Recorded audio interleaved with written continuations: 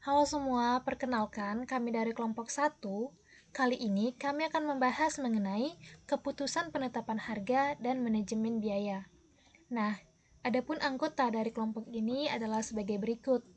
Yang pertama ada Muhammad Irfan Fadila, yang kedua ada Rahmi Melisa, yang ketiga ada Irma Jade Simbolon, yang keempat ada Rinda Wulandari, dan yang terakhir ada Tesalonika Ivone. Baiklah, pertama kita akan masuk ke dalam faktor utama terhadap keputusan penetapan harga. Nah, penentuan harga dari sebuah produk ataupun jasa yang dibuat oleh perusahaan itu pada akhirnya akan bergantung pada permintaan dan juga pada penawaran. Ada 3 hal yang sangat mempengaruhi permintaan dan penawaran ini. Yang pertama itu ada pelanggan, yang kedua ada pesaing, dan yang ketiga ada biaya. Di pelanggan ini, kita tahu bahwa pelanggan itu akan sangat mempengaruhi harga melalui pengaruhnya terhadap permintaan atas suatu produk ataupun jasa, berdasarkan faktor seperti fitur produk dan kualitas produk. Di bagian pesaing, kita tahu bahwa tidak ada bisnis yang beroperasi dalam lingkungan yang hampa. Perusahaan harus selalu waspada terhadap tindakan para pesaingnya. Pada suatu sisi, produk alternatif atau produk pengganti dari pesaing ini akan dapat sangat mempengaruhi permintaan dan memaksa perusahaan untuk menurunkan harga dari produk tersebut.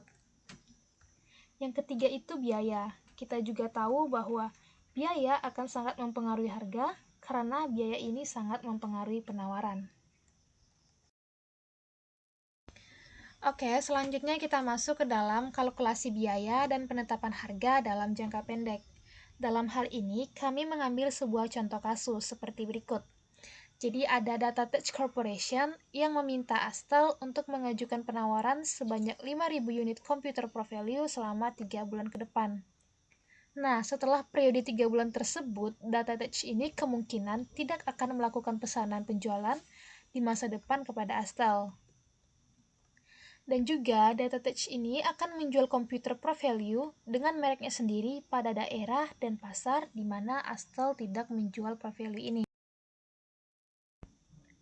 Oke, selanjutnya kita masuk ke dalam biaya yang relevan untuk keputusan penetapan harga jangka pendek. Masih dari contoh kasus sebelumnya, kali ini diketahui bahwa sebelum Astel menerima tawaran dari DataTouch, manajer Astel ini harus terlebih dahulu memperkirakan berapa biaya untuk menyediakan 5.000 komputer tadi.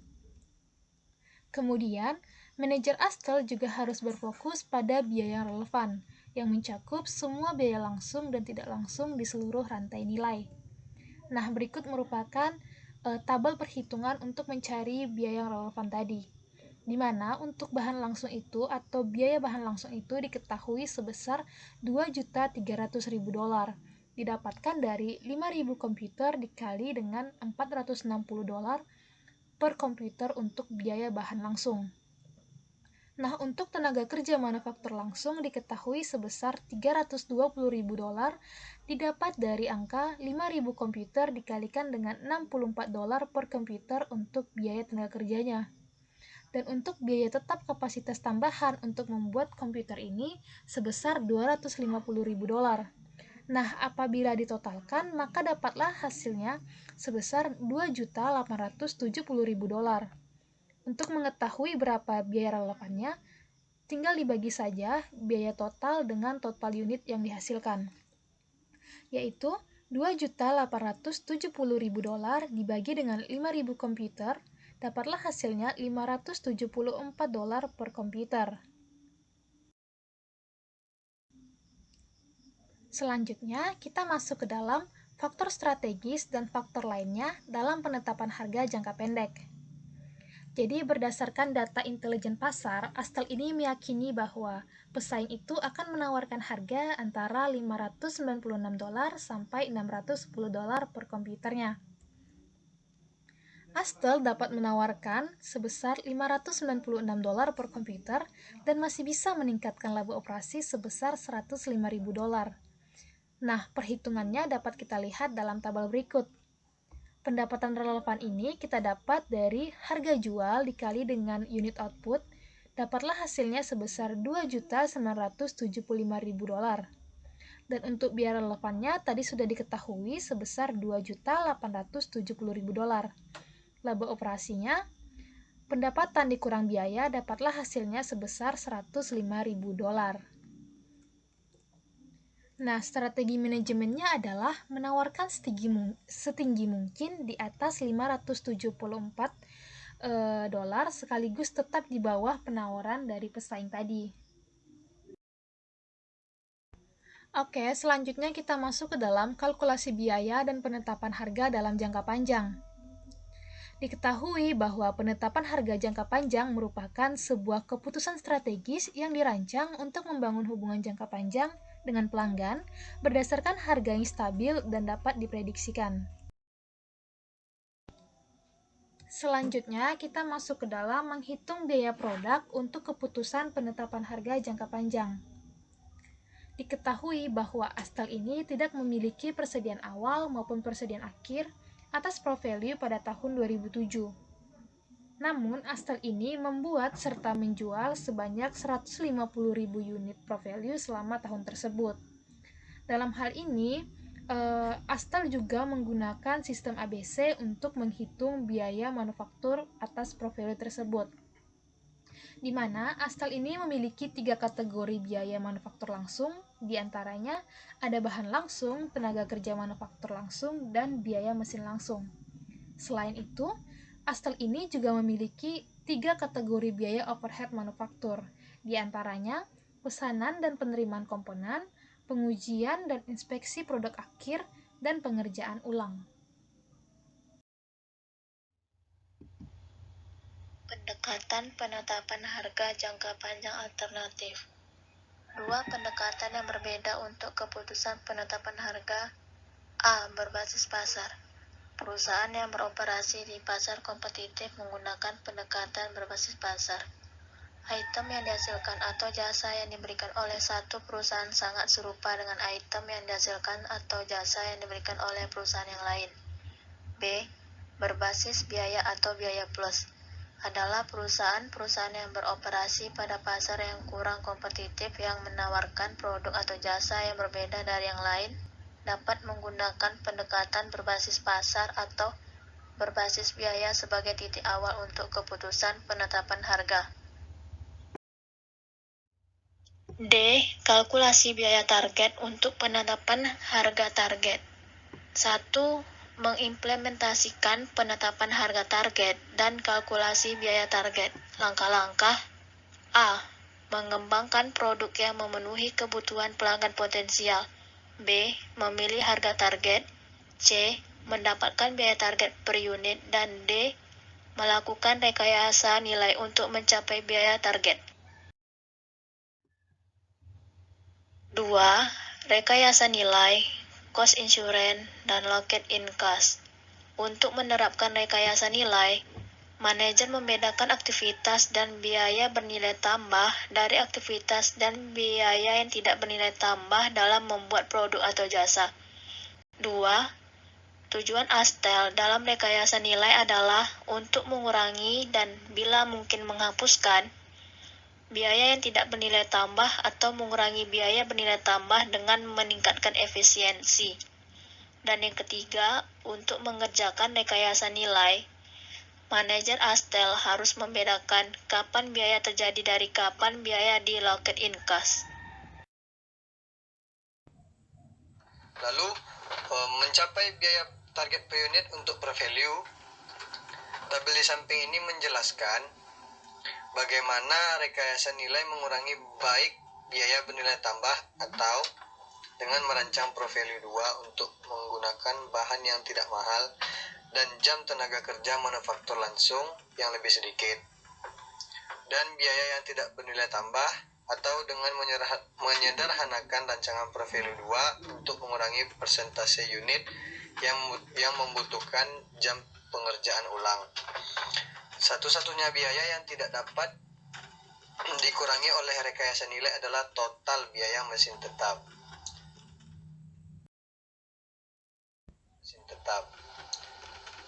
Rancangan yang baru diharapkan dapat mengurangi total biaya manufaktur per unit sebesar $140 pada kuantitas penjualan yang diharapkan sebesar 200.000 unit.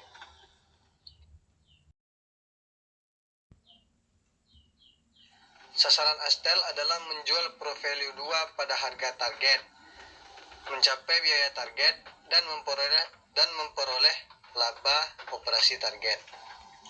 Pada akhir tahun, manajer wawasan tentang perbaikan yang dapat dilakukan dalam usaha kalkulasi biaya target berikutnya.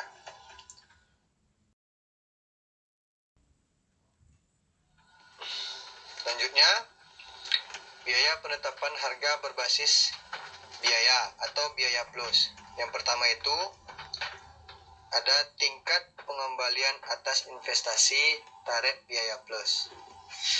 Asumsikan bahwa para insinyur Astel telah merancang kembali Pro Value menjadi Pro Value 2 dan bahwa Astel menggunakan 12% markup atas biaya per unit penuh produk dalam mengembangkan harga jual prospektif. Misalnya, basis biaya atau biaya per unit penuh Pro Value 2 itu sejumlah $720. Komponen markup 12% atau 0,12 dikali 720 sama dengan 86,40. Jadi, jumlah harga jual prospektifnya sebesar 806,40.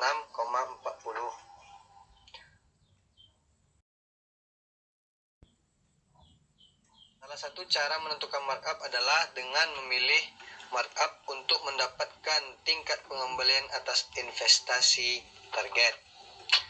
Misalkan, tingkat pengembalian atas investasi target Astel atau sebelum pajak adalah 18% dan investasi modal Pro Value 2 adalah sebesar $96 juta. Laba operasi tahunan target untuk Pro Value 2 adalah modal yang diinvestasikan sebesar 96 juta. Tingkat pengembalian atas investasi target 18%, laba tahunan target atau 0,18 dikali 96 juta sebesar 17.280.000. Laba operasional per unit target Pro Value 2 atau 17.280.000 dibagi dengan 200.000 unit. Totalnya 86,40.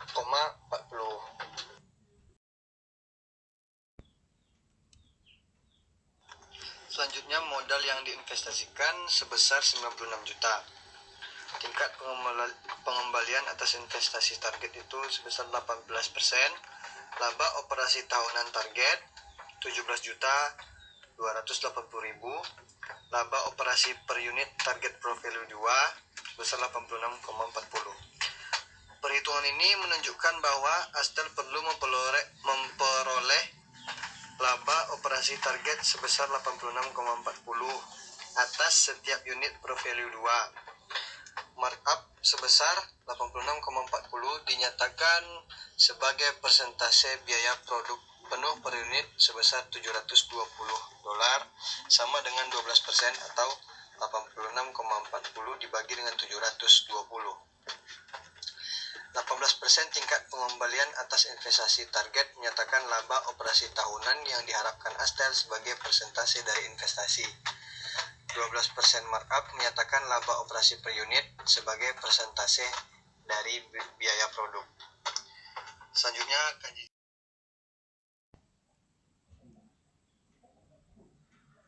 Selanjutnya kita masuk ke penetapan harga berbasis biaya atau biaya plus. Nah, selain menggunakan pendekatan berbasis pasar untuk keputusan penetapan harga jangka panjang, para manajer terkadang menggunakan pendekatan berbasis biaya. Yang pertama kita bahas tentang tingkat pengembalian atas investasi target biaya plus.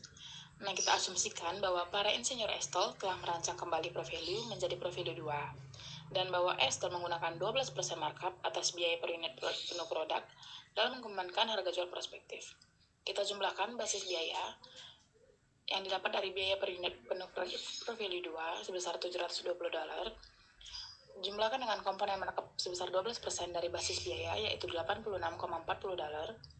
hingga dapatlah harga jual prospektif sebesar $806,40.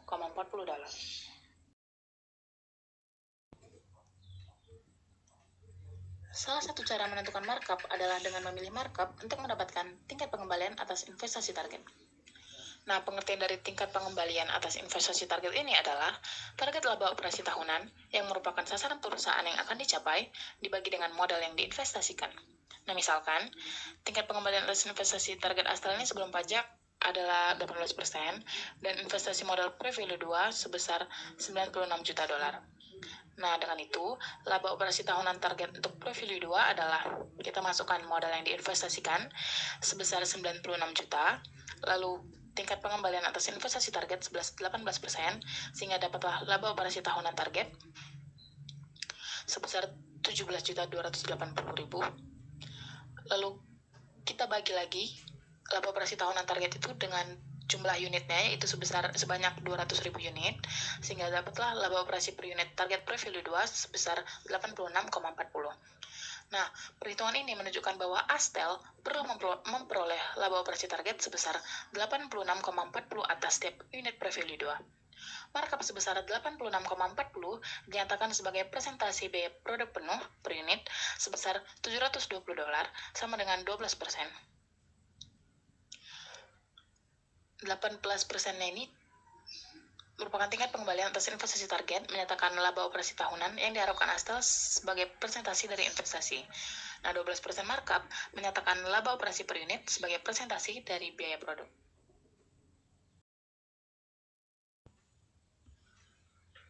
Yang kedua, metode biaya plus alternatif. Beberapa perusahaan lebih suka menggunakan basis biaya dan presentasi markup alternatif yang masih menghasilkan pengembalian atas modal yang diinvestasikan, tetapi tidak memerlukan perhitungan eksplisit atas modal yang diinvestasikan untuk menetapkan harga. Seperti yang tertera dalam tabel, kita bisa melihat basis biaya itu biaya manufaktur, biaya variable product, biaya manufaktur dengan biaya penuh produk, memiliki estimasi biaya per unit dan presentasi markup yang berbeda. Nah, untuk mencari komponen markupnya, kita tinggal mengalihkan masing-masing nilai dari estimasi biaya per unit dengan presentasi markup. Lalu nanti estimasi biaya per unit ini kita jumlahkan dengan komponen markup yang sudah kita cari, sehingga dapatlah masing-masing dari harga jual prospektifnya.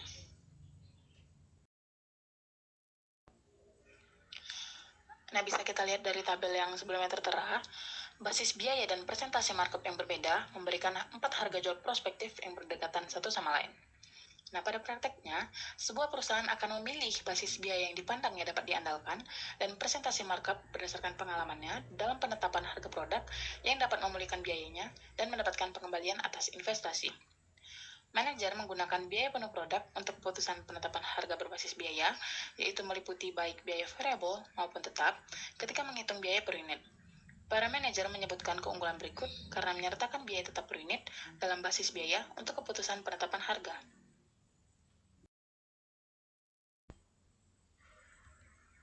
Yang ketiga, penetapan harga biaya plus dan penetapan harga target. Harga jual yang dihitung dengan penetapan harga biaya plus merupakan harga prospektif. Nah, kita umpamakan persediaan produk awal Astel ini menghasilkan biaya $750 untuk pre-value 2. Dengan mengasumsikan markupnya 12%, Astel menetapkan harga prospektif sebesar $840, yaitu didapatkan dari 750 ditambah 0,12 dikali 750. Dalam pasar komputer pribadi yang kompetitif, reaksi pelanggan dan pesaing terhadap harga ini dapat memaksa Astel untuk mengurangi persentase markup dan menurunkan harga hingga $800. Mungkin Astel nanti ingin merancang kembali pre-value 2 untuk mengurangi biaya menjadi $720 per unit dan mencapai markup yang mendekati 12%, sementara tetap mempertahankan harga pada $800. Desain akhir dan harga ditambah biaya yang dipilih haruslah menyeimbangkan trade-off antara biaya, markup, dan reaksi pelanggan. Pendekatan penentuan harga target mengurangi kebutuhan untuk bolak-balik antara calon harga biaya plus, reaksi pelanggan, dan modifikasi desain. Dibandingkan dengan penetapan harga biaya plus, penetapan harga target lebih dahulu menentukan karakteristik produk dan harga target berdasarkan profesi pelanggan dan respon yang diharapkan dari pesaing. Pertambahan pasar dan harga target memfokuskan dan memotivasi para manajer untuk melakukan rekayasa nilai serta merancang produk demi mencapai biaya target.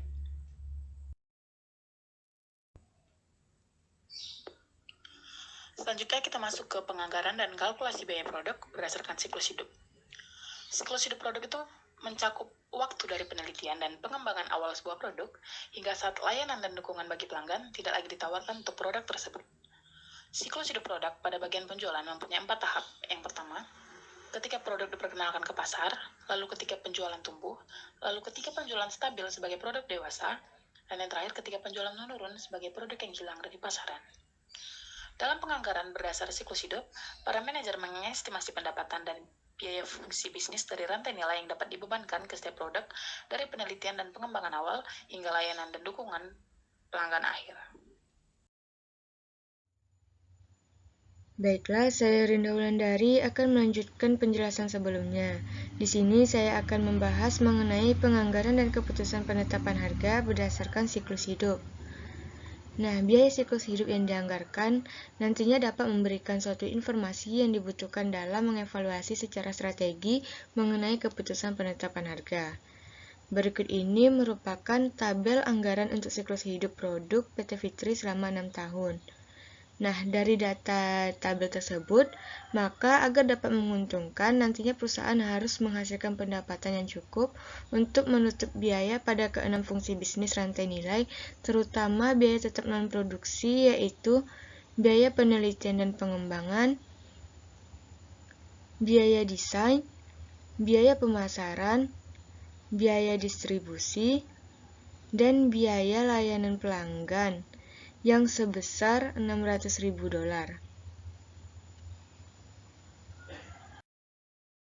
Berikut ini merupakan contoh tabel kombinasi harga jual atau kuantitas penjualan alternatif. Nah, dari tabel sebelumnya ini, maka nantinya PT Fitri akan memutuskan untuk menjual paket General Ledger seharga $480 per paket. Mengapa demikian? Hal ini dikarenakan harga tersebut dapat memaksimalkan laba operasi siklus hidup sebesar $840.000.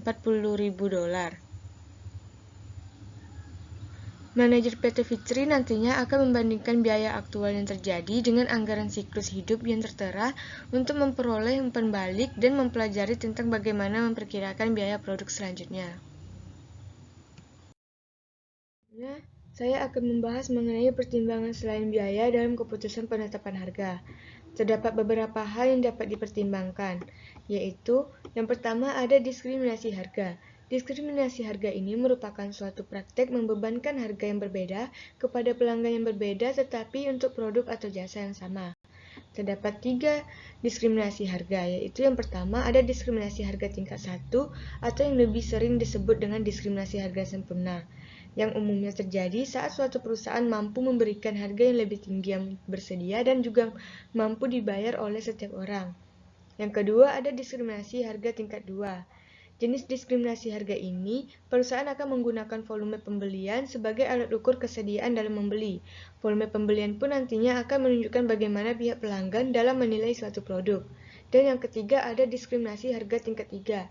Diskriminasi jenis ini dapat terjadi apabila perusahaan mampu mengelompokkan pelanggan pada beberapa segmen dengan berdasarkan variabel geografis ataupun non-volume lainnya.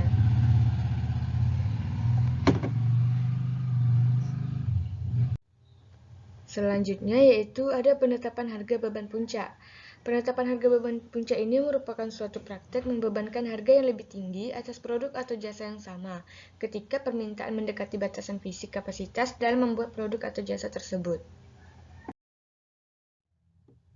Kemudian, pembahasan selanjutnya mengenai pengaruh Undang-Undang Antitrust terhadap penetapan harga. Undang-Undang Antitrust ini merupakan peraturan yang melawan kebiasaan dagang yang merendahkan persaingan atau dianggap tidak adil.